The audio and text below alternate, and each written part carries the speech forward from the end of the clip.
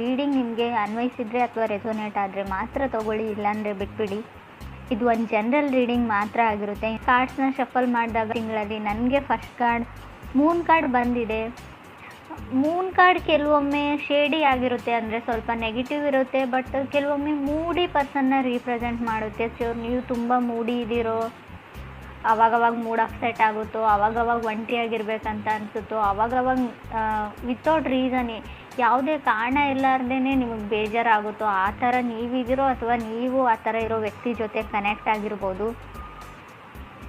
ಅಥವಾ emotional blockage ಅಂತ ಹೇಳ್ತೀವಿ ಮೂನ್ ಕಾರ್ಡ್ ಬಂದರೆ. So may be single parent ಇರ್ಬೋದು, ಅಥವಾ ನಿಮ್ಗೆ ಈಗಾಗಲೇ ಒಂದು ಸಣ್ಣ ಮಗು ಇರ್ಬೋದು ಅಂತ ಹೇಳುತ್ತೆ. ಸೊ ತುಂಬ ಸ್ಟ್ರಗಲ್ನ ಹೇಳ್ತೀನಿ. ಅಗ್ರೆಷನ್, ತುಂಬ ಕೋಪ ಬರ್ತಾ ಇದೆ ನಿಮಗೂ ನಿಮ್ಮ ಪಾರ್ಟ್ನರ್ಗೂ. ಟೆನ್ಷನ್ ಹೇಳ್ತೀನಿ. ಏನೋ ಯಾವುದಕ್ಕೋ ನಾನು ಖುಷಿಯಾಗಿರ್ತೀನ ಮುಂದೇನಾದರೂ ಅಥವಾ ಇಲ್ವಾ, ನನ್ನ ಲೈಫ್ ಇಷ್ಟೇ ನಾನು ಕೆಲವೊಂದು ಥಾಟ್ಸ್ ನಿಮಗೆ ಬರ್ತಾ ಇದೆ. ಮೂನ್ ಕಾರ್ಡ್ ಕೆಲವೊಮ್ಮೆ ಫಾಸ್ಟ್ನ, ಅಂದರೆ ಕಳೆದೋಗಿರೋ ಮೆಮೊರೀಸ್ ಆಗಿರ್ಬೋದು ಅಥವಾ ಹಿಂದೆ ಇರೋ ಪರ್ಸನ್ನ ಕೂಡ ನಿಮ್ಮ ಫ್ಯೂಚರಲ್ಲಿ ತಂದು ನಿಲ್ಲಿಸುತ್ತೆ ಅಂತ ಹೇಳ್ಬೋದು. ಫಾಸ್ಟ್ ಪರ್ಸನ್ನ, ಫಾಸ್ಟ್ ಲೈಫ್ನ. ಮೇ ಬಿ ಫೈನಾನ್ಷಿಯಲಿ ನೀವೇನಾದರೂ ಬಿಲ್ಡ್ ಮಾಡಬೇಕು ಅಂತ ಅಂದ್ಕೊಂಡಿದ್ರೆ ಬರೋ 2.5 ಇಯರ್ಸ್ ನಿಮಗೆ ತುಂಬ ಒಳ್ಳೆಯದು, ಸ್ಟೆಬಲ್ ಆಗೋಕ್ಕೆ ಅಂತ ಹೇಳುತ್ತೆ. ಹೈಯರ್ ಸ್ಟಡೀಸ್ಗೂ ಕೂಡ ತುಂಬ ಒಳ್ಳೆಯದು. ಬಟ್ ನಿಮ್ಮ ಹತ್ರ ಡಿಸೈರ್ ಇದೆ, ಅದು ನೀವು ಅದನ್ನು ಮಾಡಬಹುದು. ಸ್ವಲ್ಪ ನಿಮ್ಮ ಫೀಲಿಂಗ್ಸ್ನ ಯಾವಾಗಲೂ ಸಡನ್ನಾಗಿ ಎಮೋಷ್ನಲ್ ಆಗಬೇಡಿ ಅಂತಲೇ ಕಾರ್ಡ್ ಹೇಳ್ತಾ ಇದೆ. ಸೆಕೆಂಡ್ ಕಾರ್ಡ್ ನನಗೆ ಮೇ ಬಿ ನೀವು ಕಟಕ್ ರಾಶಿಯವ್ರ ಜೊತೆ ಕನೆಕ್ಟ್ ಆಗಿದ್ರೂ ಕೂಡ ಮೂನ್ ಕಾರ್ಡ್ ಬಂದಿರುತ್ತೆ. ಸೆಕೆಂಡ್ ಕಾರ್ಡ್ ನನಗೆ 6 ಆಫ್ ವಾಂಡ್ಸ್ ಬಂದಿದೆ. 6 ಆಫ್ ವಾಂಡ್ಸ್ ಬಂದಿರೋದ್ರಿಂದ ಸೊ ಮೇ ಬಿ ನಾನು ನಿಮಗೆ ತುಂಬ ಏನು ಹೇಳ್ತೀನಿ, ಟ್ರಾನ್ಸ್ಫರ್ಮೇಷನ್ ಅಂತ ಹೇಳ್ತೀನಿ. ಸ್ಟ್ರಗಲ್ ಇರ್ಬೋದು ಮೂನ್ ಕಾರ್ಡಿಂದ. ಸೊ ಮನಸ್ಸಿಗೆ ಸಂಬಂಧಪಟ್ಟಿರೋ ಸ್ಟ್ರಗಲ್ ಆಗಿದೆ. 6 ಆಫ್ ವಾಂಡ್ಸ್ ಇರೋದ್ರಿಂದ ನಾನು ಗ್ರೀನ್ ಲೈಟ್ ಹೇಳ್ತೀನಿ. ಸೊ ನೀವೇನು ಮಾಡ್ತಾ ಇದ್ದೀರಾ, ಸಮಥಿಂಗ್ ನೀವೇನಾದರೂ ಬಿಲ್ಡ್ ಮಾಡ್ತಾ ಇದ್ದರೆ ಕ್ರಿಯೇಟಿವ್ಲಿ, ನೀವು ಕನೆಕ್ಟ್ ಆಗಿರೋ ಪರ್ಸನ್ ಕೂಡ ಆಗಿರ್ಬೋದು, ಇದು ಕಂಟಿನ್ಯೂ ಮಾಡಿ ಅಂತ ಕಾರ್ಡ್ ಹೇಳ್ತಾ ಇದೆ. ಥರ್ಡ್ ಕಾರ್ಡ್ ನನಗೆ ಸ್ಟಾರ್ ಕಾರ್ಡ್ ಬಂದಿದೆ. ತುಂಬ ಹೋಪ್ ಇದೆ. ಕೆಲವೊಮ್ಮೆ ಸ್ಟಾರ್ ಕಾರ್ಡ್ ಬಂದರೆ ಮೇ ಬಿ ನೀವು ಕುಂಭ ಅಥವಾ ಕನ್ಯಾ ರಾಶಿಯವ್ರ ಜೊತೆ ಕನೆಕ್ಟ್ ಆಗಿರ್ಬೋದು. ಹೋಪ್ ಇದೆ. ಸ್ಟಾರ್ ಕಾರ್ಡ್ ನೀವು ಏನೇ ಮಾಡಿ ಖಂಡಿತವಾಗ್ಲೂ ಹೋಪ್ನ ಇಟ್ಕೊಳ್ಳಿ ಅಂತ ಹೇಳುತ್ತೆ. ಖಂಡಿತ ಕೆಲಸ ಆಗುತ್ತೆ ಅಂತ ಹೇಳುತ್ತೆ. ಕೆಲವ್ರಿಗೆ ಎಲ್ಗೋ ಟ್ರಾವೆಲ್ ಮಾಡಬೇಕಾಗಿದೆ ನೀವು ಅಥವಾ ನಿಮ್ಮ ಪಾರ್ಟ್ನರು. ಸೊ ನಿಮ್ಮ ಪಾರ್ಟ್ನರ್ಗೋಸ್ಕರ ನೀವು ಪ್ರೇ ಮಾಡ್ತಾ ಇದ್ದೀರೋ, ನಿಮಗೋಸ್ಕರ ನಿಮ್ಮ ಪಾರ್ಟ್ನರು. ಅಥವಾ ಕೆಲವ್ರಿಗೆ ತುಂಬ ಹ್ಯಾಪಿನೆಸ್ ಇದೆ, ನಮ್ಮ ಖುಷಿ ಹೀಗೆ ಇರಲಿ ಅಂತ ದೇವ್ರ ಹತ್ರ ಪ್ರೇ ಮಾಡ್ಕೊಳ್ತಾ ಇರ್ಬೋದು. ಸೊ ನಮ್ಮ ಜೋಡಿ ಮೇಲೆ ಯಾರದೇ ದೃಷ್ಟಿ ಆಗದೆ ಇರಲಿ, ನಾನು ಕೊಟ್ಟಿರೋದು ನನ್ನ ಹತ್ರನೇ ಇರಲಿ ಯೂನಿವರ್ಸ್ಗೆ. ಸೊ ದೇವರಿಗೆ ಈ ಥರ ಕೇಳ್ಕೊಳ್ತಾ ಇರ್ಬೋದು ಅಂತ ಕೂಡ ಕಾರ್ಡ್ ಹೇಳುತ್ತೆ. ಫೋರ್ತ್ ಕಾರ್ಡ್ ನನಗೆ ನೈಟ್ ಆಫ್ ಸೋರ್ಡ್ಸ್ ಬಂದಿದೆ. ಸೊ ಯಾರು ತುಂಬ ಗಡಿಬಿಡಿಯಲ್ಲಿದ್ದಾರೆ, ರಶಲ್ಲಿದ್ದಾರೆ ನಿಮ್ಮ ಜೊತೆ ಮಾತಾಡೋಕ್ಕೆ, ಕಮ್ಯುನಿಕೇಟ್ ಮಾಡೋಕ್ಕೆ. ಸೊ ನೀವು ರೆಸ್ಪಾಂಡ್ ಮಾಡ್ತಾ ಇಲ್ಲ ರೈಟ್ ಅವೇ ಅಂತ ಅವ್ರಿಗೆ ಅನ್ನಿಸ್ತಾ ಇದೆ. ಅವ್ರು ತುಂಬ ರಶಲ್ಲಿದ್ದಾರೆ, ನೀವು ತುಂಬ slow motion.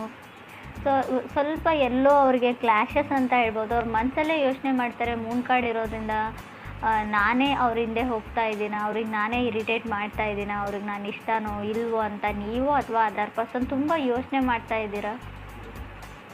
Moon card over ಥಿಂಕಿಂಗ್ನ ಕೂಡ ರೀಪ್ರೆಸೆಂಟ್ ಮಾಡುತ್ತೆ, ಹುಷಾರಾಗಿರಿ.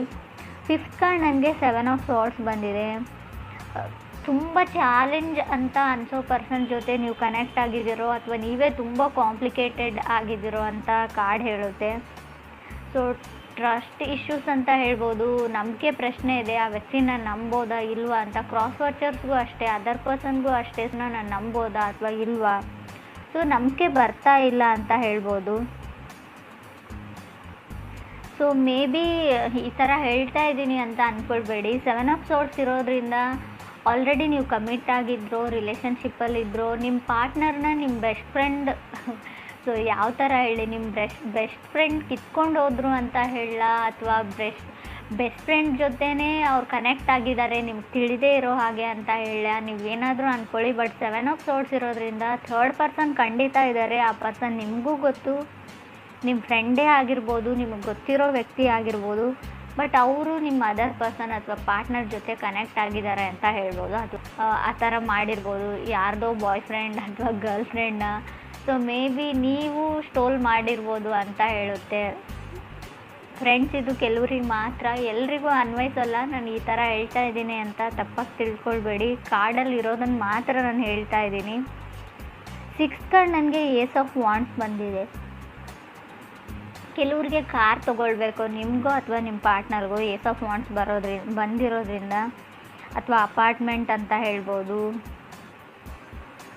So mood up and downs ಆಗ್ತಾ ಇದೆ. ಸೊ ನಿಮ್ಮದು ಅಥವಾ ನೀವು ಕನೆಕ್ಟ್ ಆಗಿರೋ ಪರ್ಸನ್ದು ತುಂಬ ಏನೋ ಗೊತ್ತಿಲ್ಲ, ನಿಮ್ಮ ಮನಸ್ಥಿತಿ, ನಿಮ್ಮ ಮೂಡು ಚೆನ್ನಾಗಿಲ್ಲ, ಕಂಟ್ರೋಲಲ್ಲಿಲ್ಲ ಅನ್ಬೋದು. ಯಾರ ಮೇಲೋ ಹೆವಿ ಲವ್ ಆಗಿದೆ ನಿಮಗೆ.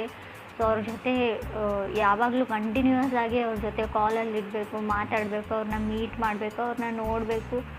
ತುಂಬ ಏನು ಹೇಳ್ತೀರಿ, ರಶಲ್ಲಿ ಇದ್ದೀರಾ ನೀವು. ಫೀಲಿಂಗ್ಸ್ ಕಂಟ್ರೋಲ್ ಆಗ್ತಾ ಇಲ್ಲ ಕೆಲವ್ರಿಗೆ ಅಂತ ಕೂಡ ಕಾರ್ಡ್ ಹೇಳ್ತಾ ಇದೆ, ನಿಮಗೂ ನಿಮ್ಮ ಪಾರ್ಟ್ನರ್ಗೂ. 7th ಕಾರ್ಡ್ ನನಗೆ 8 ಆಫ್ ವಾಂಡ್ಸ್ ಬಂದಿದೆ.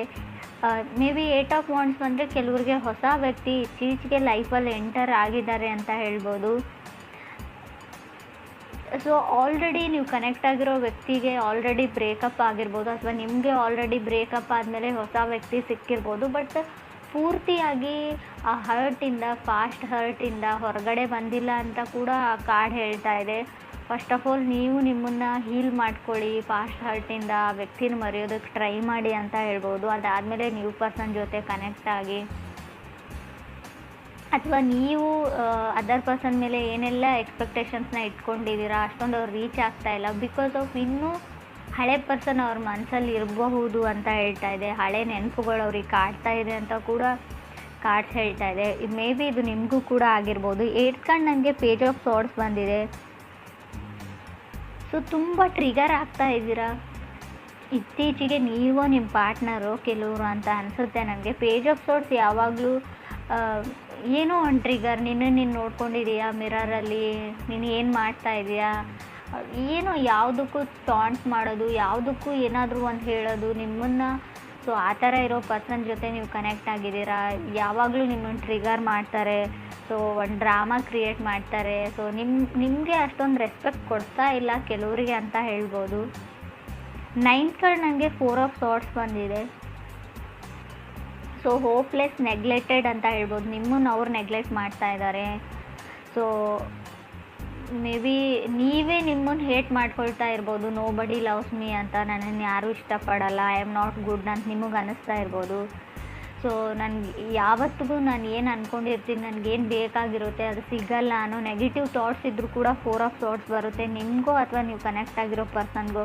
ನನ್ನ ಹಣೆ ಬರನೇ ಇಷ್ಟ, ನನ್ನ ಲೈಫಲ್ಲಿ ಯಾವುದೂ ಸರಿಯಾಗಿ ಆಗಲ್ಲ, ನನಗೇನು ಬೇಕೋ ಅದು ಯಾವತ್ತೂ ಸಿಗಲ್ಲ ಅಂತ ನೀವು ನಿಮ್ಮ ಪಾರ್ಟ್ನರು ತುಂಬ ನೆಗೆಟಿವ್ ಥಿಂಕಿಂಗ್ ಇದೆ. ಮೂನ್ ಕಾರ್ಡ್ ಬಂದಾಗಲೇ ನಾನು ಹೇಳಿದ್ದೀನಿ ನೆಗೆಟಿವ್ ಥಿಂಕಿಂಗ್ನ ಬಿಡಿ ಅಂತ. 10th ಕಾರ್ಡ್ ನನಗೆ 9 ಆಫ್ ಸಾರ್ಡ್ಸ್ ಬಂದಿದೆ. 9 ಆಫ್ ಸಾರ್ಡ್ಸ್ ಕೂಡ ಅದನ್ನೇ ಹೇಳ್ತಾ ಇದೆ, ನಾಟ್ ಶ್ಯೂರ್. ಸೊ ದೂರ ಇದ್ದೀರಾ, ಡಿಸ್ಟೆನ್ಸಲ್ಲಿ ಇದ್ದೀರಾ, ಮನಸ್ತಾಪಗಳಿವೆ, ಕೋಲ್ಡಲ್ಲಿದ್ದೀರಾ ಅಂತ ಹೇಳ್ಬೋದು ನೀವು.